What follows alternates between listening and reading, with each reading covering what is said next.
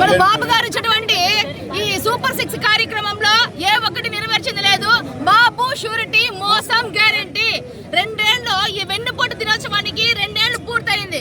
కానీ మన రాష్ట్ర ప్రజలందరూ గమనించాల్సింది ఒకటే అన్నా, మనమందరూ కూడా ఐకమత్యంగా ఒక్కటిగా దీన్ని ఎదిరిస్తేనే ఈ దుర్మార్గ పాలన పోతుంది.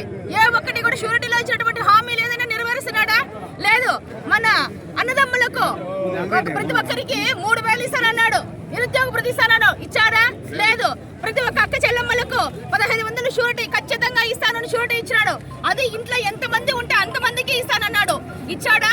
లేదు.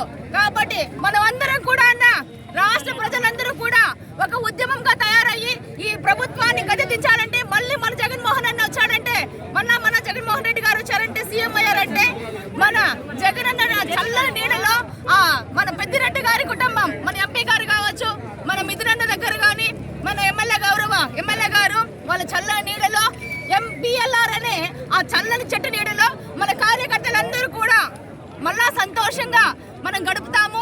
అనుకున్నటువంటి ప్రతి ఒక్క హామీలు కూడా మన జగన్ ఇచ్చినటువంటి హామీలన్నీ కూడా నెరవేరుస్తారు. మళ్ళా రాష్ట్రం అంతా సస్యశ్యామలంగా ఉండాలా అంటే మళ్ళీ మన జగన్ రావాలి.